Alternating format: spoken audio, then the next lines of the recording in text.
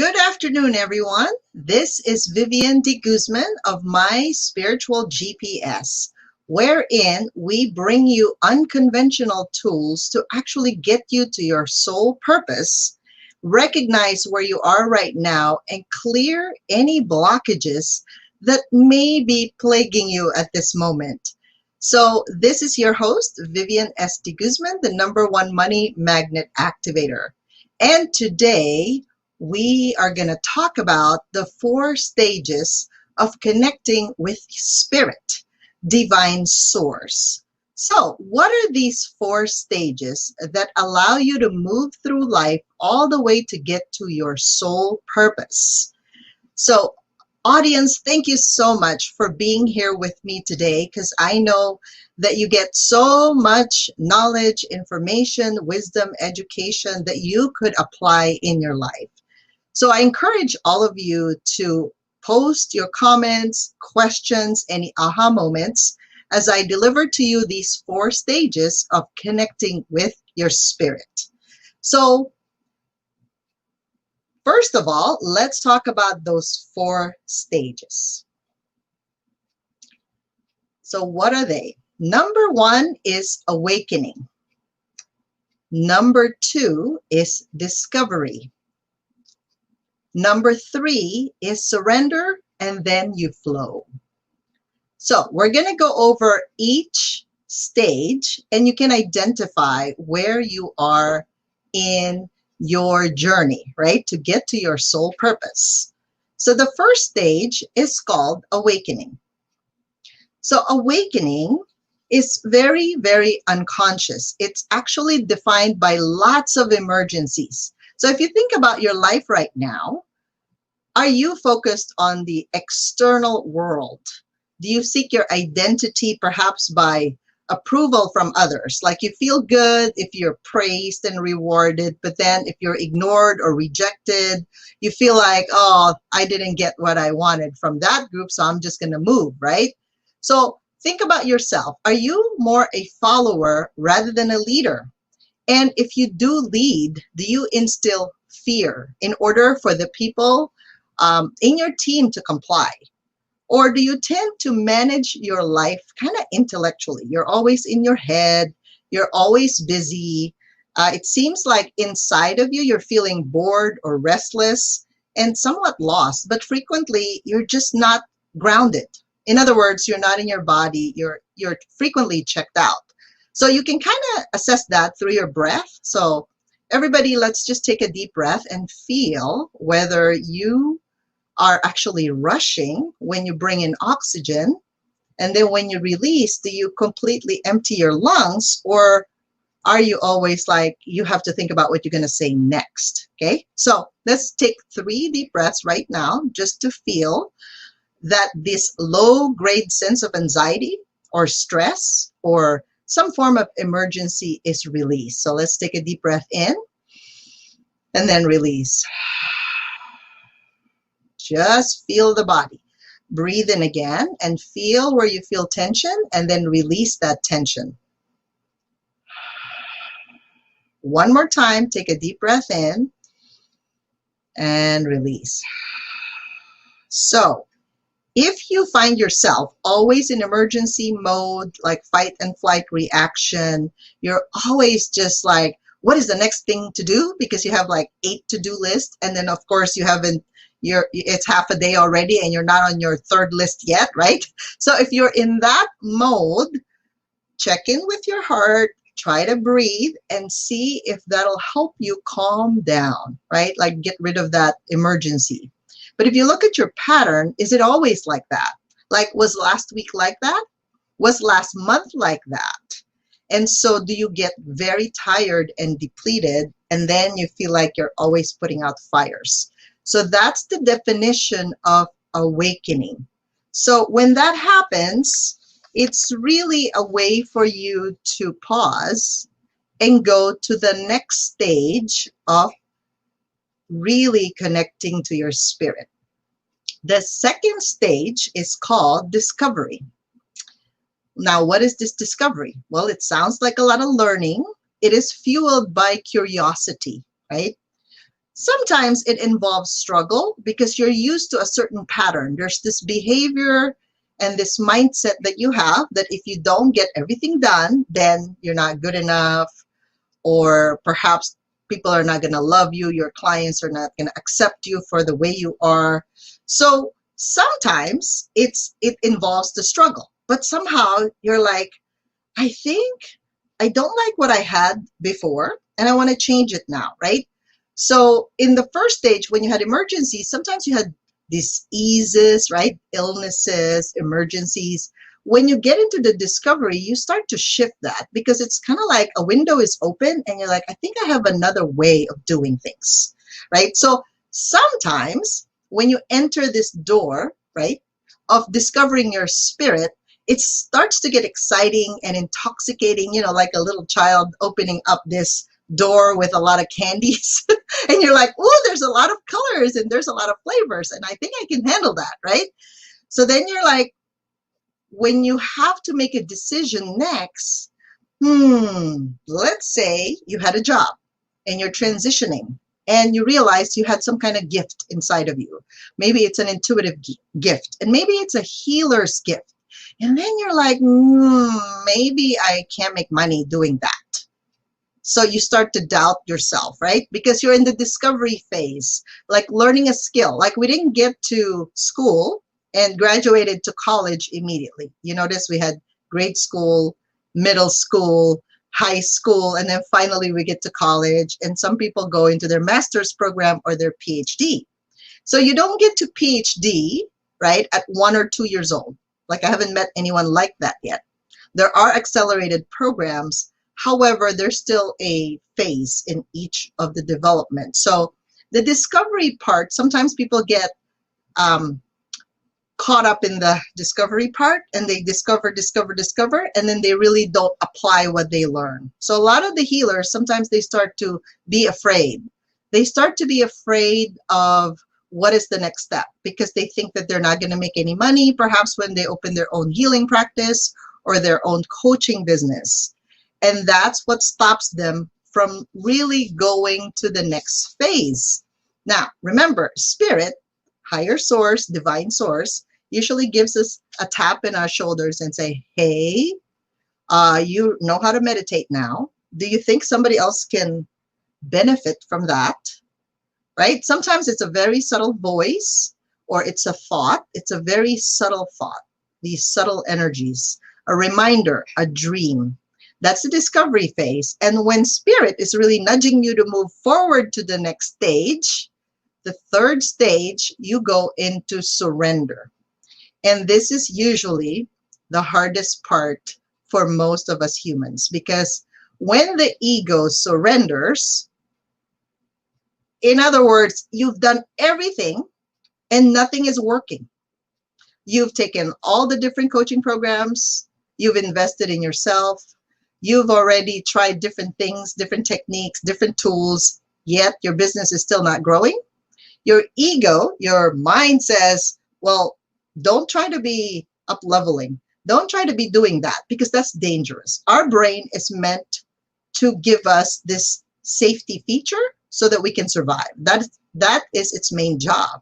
So when the ego has to change and it doesn't know anything about the future, unfortunately, it's very scary. It gives us some physiological response, right? Like sweaty, adrenal, like a shock.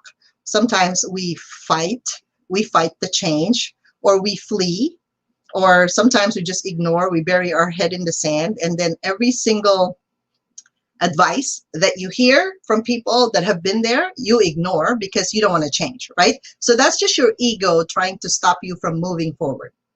So the definition of this surrender phase is you move beyond the parameters and the perceived safety of your ego. So your habits have to change, your mindset has to change, the way you respond has to change, and that's scary for most people because the fear of rejection by family members, the fear that their friends would leave them or they would think about you like, oh, you just want the money, that's why you're doing that, right? So they may actually give you all these negative responses and negative reactions, hoping you won't change, because they also carry this fear that they might be left behind.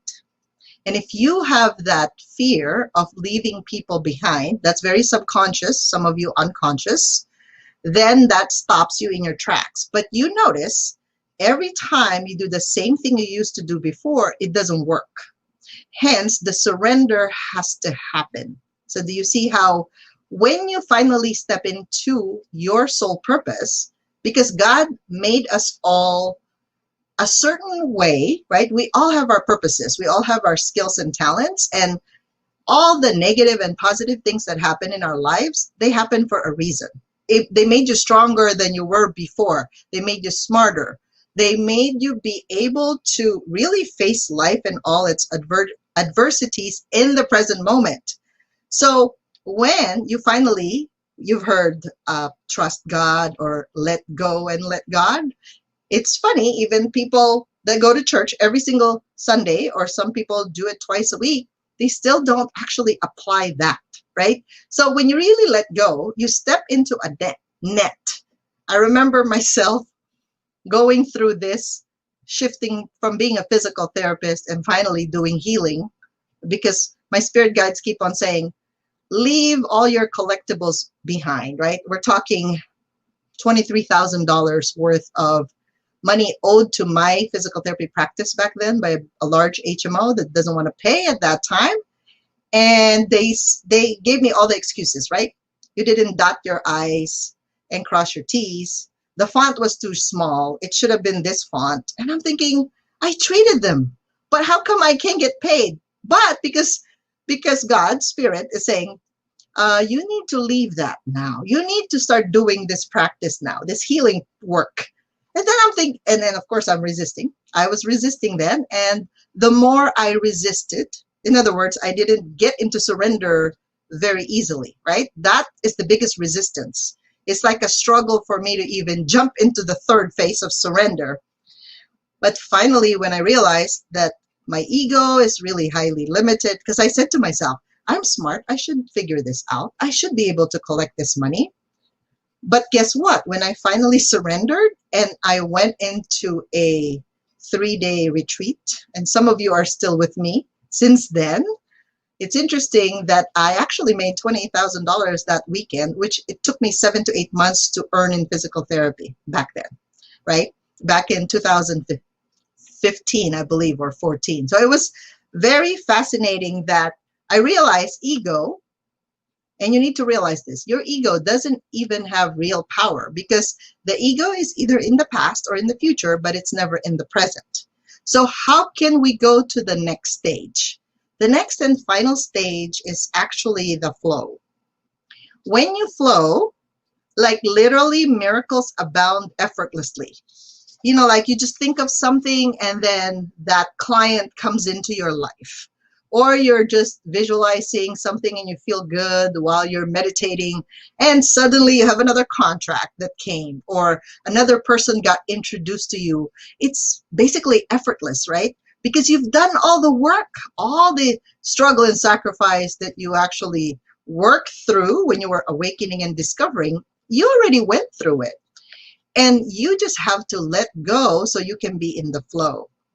Oh, that's funny. Huh? That rhymes. So you really have to break the habit of solely looking into your rational mind for guidance. So I know in one of my shows, I have shared this with you. You could use scientific hand analysis or human design, astrology, any kind of tool that you have in your tool belt to just find that alignment with your soul purpose. Because when you finally do that, you step into your greatness and your power. God, universe, spirit, they just bring it all to you. Everything you need is there. And the scary part is it almost feels like to us, like we're on top of a mountain or a ledge and we're about to jump and we don't see the net. That's how it feels, right? When you surrender. And then when you finally do it, it's funny that there would be a net to catch you, because perhaps your intuition, your spirit has been nudging you to do something and you're just so afraid to let go.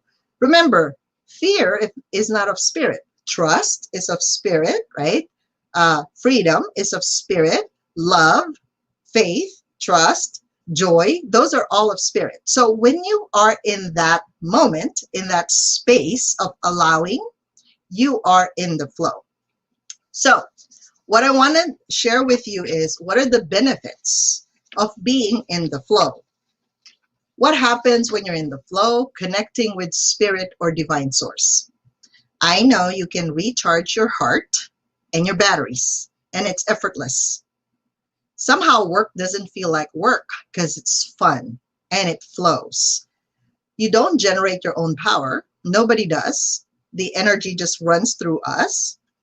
And so you don't need to get it from other people. You don't need to seek approval, because once you're doing your job within your soul purpose and you're aligned, again, things just come to you with ease, grace, and flow. So what's going to happen is you're going to be able to release a lot of this distrust, the negative feelings, the negative thoughts. It's going to be a lot easier because you recognize it. The awareness is there, and you're going to be able to just move through that with ease and flow. You're going to heal a lot of your unworthiness, right? So we think that we're separate from God, from spirit. Nope. We're actually, if God operates within you, how can you not really have everything that you need? So that's how I think, that's how I feel. And you're going to replace your struggle with synchronicity, right? You're just going to get everybody, like you said, whoever that you need in your life. Perhaps you need someone to heal that part of you. That person's going to be there for you. And those people that are very difficult, they're actually the best teachers that you'll ever have, because it'll teach you so much strength, so much character. And so I wanted to take a break here right now and actually entertain the different comments that people may have. And so, we don't have it right now. So if you have any questions at all, please feel free to put it on the comment section. Ooh, okay. You really, Elle says she really loves this point about surrendering. The fact that you shared about ego as it relates to surrender is truly a mind-blowing discovery. Yes, and in human design, by the way, we're not supposed to decide with our mind. Human design talks about our inner authority, and when you actually listen to your gut, right? You know how many times your gut said, that person is a good person to work with. That person, you might want to avoid that person. How many times did you listen to your gut?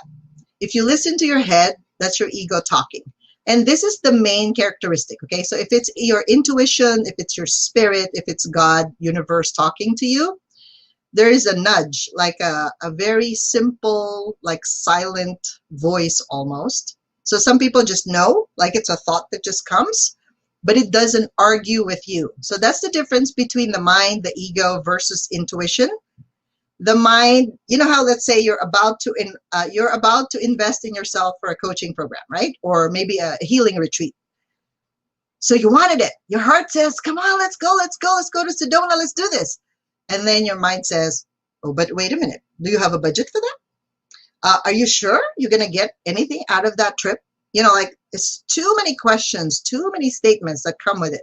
Now, the second thought was the ego, the mind, trying to tell you not to change, really.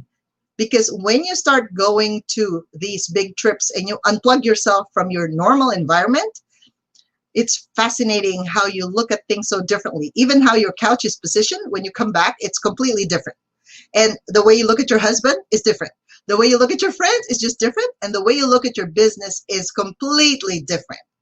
So I want you to know that when you actually give yourself permission, so a lot of times when we become adults, if our childhood upbringing was more of, our parents telling us what to do, and we just agree, because we can't say no, we carry that over when we get older. And if you can pray, you can meditate, you can ask the divine, is it okay for me that I go to Sedona and have a trip of a lifetime for myself, so I can actually shift my mindset, my perception, the way I do business, right? If the answer, the subtle answer was yes within you, go for it. Like, don't listen to the second thought and the third and the fourth thought, because that's your mind. The mind is just telling you what to do, what not to do, so that you don't have to change because it doesn't feel safe changing. That's all. Okay? All right. So, all right. So another question is from Lauren. When I'm in a certain stage and anxiety kicks in, how do I get refocused towards my soul purpose? Okay, cool. Very good question, Lauren. So there are a few exercises you can do, and this is very good for integration and just centering, right? So we know that God, divine source coming from the heavens, brings the light through our body and into the earth. So let me give you three ways of doing this. So one is the prayer position. I know this is traditional. However, like Buddhists use this, and even a lot of Chinese and Japanese acupressure techniques use this. Yoga uses this. So we put the thumb on the heart because our midline is the center of integration for us. That's the mind, the brain, and the spinal cord, right? Our computer system is there, our software. So if you keep the tip of your tongue at the roof of your mouth and just breathe blue and blue, like the ocean blue, like up to the back of your spine and then to the front of your spine. So as if water comes from the earth, it brings it up to the top of your head and then it brings it down in front of your face and the whole spine with the prayer position. You can try that 3, 6, or 10 deep breaths, and you can slow it down about 6 to 8 seconds up and 6 to 8 seconds down. Your goal is to just flow the oxygen and the carbon dioxide. That's one. The other way of releasing anxiety, if you put your left hand out and you can see 2 horizontal lines, right? If you follow the little finger all the way down to the first horizontal line on your left palm, and then I put the tip of one finger there, and then between my second and third finger, just below that, I'm gonna hold the second line, and then the top underneath the little finger, I'm gonna breathe, and I'm just gonna feel the anxiety. Anxiety usually comes from the fear of the future. That's what anxiety is about. Depression comes from the fear of the past, okay? So anxiety means it could be you have a lot of to-do list and you have to release it. So breathe, again, blue and blue throughout your body, but you're holding these 2 acupressure points to help you release anxiety really quick.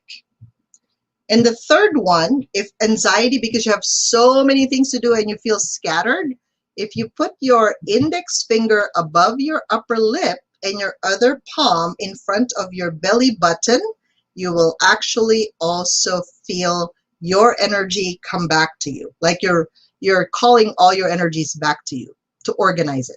So that's how you do that. Okay? So I hope that helps you. Okay. Shifra, yep, surrender is definitely a challenge. Yes, because it involves changing habits. Yes, Shifra, thank you. Perfect. Okay, so what I want to do today, there's one more. I was raised hearing that pretty much all your life. Let go and let God, right? The hearing it is great. The applying it is a different thing, right?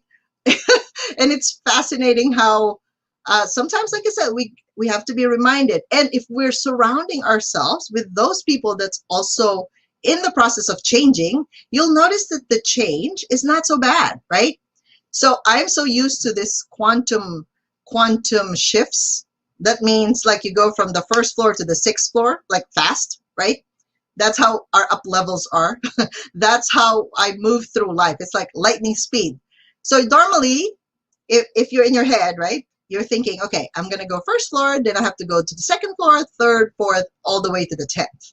But what if your coach takes you from 1 to 10? Well, that's me. Therefore, we bring you to these experiences that allow and facilitate that change to occur. Because if you have a weakness when it comes to speed, you're going to think there might be a negative thought attached to that fast changes means more error. So you have to delete that, right? That's a weakness. It doesn't mean fast error means weakness. It could mean actually when you find that you're not in the right place, you can course correct really quick. So it really depends on your perception or misperception of a situation. Okay? So if you're able to actually move through life and make decisions every 10 seconds, just think about this. Are you going to wear red or green today? Just choose one. There is no right or wrong choice. It's just the choice you make for the moment. So be kind to yourself a little bit and just be okay that that's the decision you made. All right. And okay, Shifra said, I seem to take the surrounding back. You seem to take the surrounding back. What does that mean? Not clear about that comment, Shifra. Depression comes from the fear of the past. Yep, anxiety comes from the fear of the future. Yes, thank you. Exactly. So I wanted to invite everyone, if you would like to join me in Sedona, because this is where transformation occurs, that you can actually slow down, re-energize, and rejuvenate. So if you look at the sign below, you can see the website where you can actually register for our healing retreats. We're doing this next month, September 18 to 20. So if you're in Orange County, please connect with me, because we're driving there on the 17th and coming back on the 21st. And for those of you who are interested in really finding out, like, where are you in the stage of connecting with your spirit, right? Because sometimes you say it's inconvenient that you connect with spirit. Where did you get your energy from? We say from God, from divine source, right? So do you take a shower every day? Yes. Why do you not connect with spirit every day? If you know that your battery pack is only recharged by this source, spirit, how come you're not connecting daily with your spirit? So if you want to know why you're getting stuck, because some of you, it's a deep ancestral wound. Sometimes it's deeper than you think it is. Sometimes it's some other entity or dimension, wherever that came from, right? Or perhaps you're stuck in a time-space continuum that you didn't even know you got stuck. So go to viviandeguzman.com/clarity call, and one of our teammates would actually help you clarify where are you getting stuck so that you can get the help that you need. So for everyone today that tuned in, thank you so much for being here watching our show. And we hope to see you again next Wednesday, same time, same channel, right here at My Spiritual GPS. So thank you so much, everyone. Everybody have a great day. Love you all. Bye-bye.